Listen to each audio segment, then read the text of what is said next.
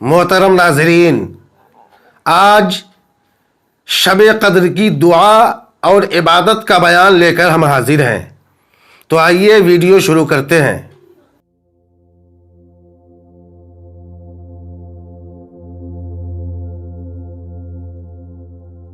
دوستو، حضرت مولا علی کرم اللہ وجہہ الکریم فرماتے ہیں، جو کوئی شب قدر میں سورہ قدر یعنی انا انزلناہ فی لیلۃ القدر 7 بار پڑھتا ہے، اللہ تعالیٰ اسے ہر بلا سے محفوظ فرما دیتا ہے، اور 70,000 فرشتے اس کے لیے جنت کی دعا کرتے ہیں۔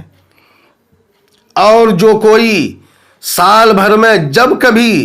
جمعہ کے روز نماز جمعہ سے پہلے 3 بار پڑھتا ہے تو اللہ تعالیٰ اس روز کے تمام نماز پڑھنے والوں کی تعداد کے برابر نیکیاں لکھتا ہے۔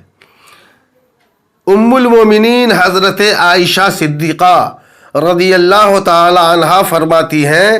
میں نے نبی کریم صلی اللہ تعالی علیہ وسلم کی خدمت میں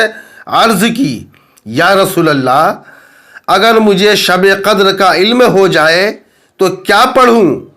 تو حضور صلی اللہ تعالی علیہ وسلم نے ارشاد فرمایا کہ اس طرح دعا مانگنا، اللہم انکا عفو تحب العفو فاعف عنی۔ شب قدر کی عبادت کے بارے میں تفسیر روح البیان میں ہے کہ جو شب قدر میں اخلاص نیت سے نوافل پڑھے گا، اس کے اگلے پچھلے گناہ معاف ہو جائیں گے۔ ایک روایت میں ہے کہ جو کوئی 27ویں رمضان کی شب کو 4 رکعت نماز پڑھے اور ہر رکعت میں سورہ فاتحہ کے بعد سورہ قدر 3 مرتبہ اور سورہ اخلاص 50 مرتبہ پڑھے اور سلام پھیرنے کے بعد سجدہ میں جا کر 1 مرتبہ یہ دعا پڑھے، سبحان اللہ والحمد للہ ولا الہ الا اللہ واللہ اکبر، پھر جو دعا مانگے قبول ہو جائے گی اور اللہ عز و جل اس کو بے انتہا نعمتیں عطا فرمائے گا اور اس کے سارے گناہ بخش دے گا۔ رب قدیر ہم سب کو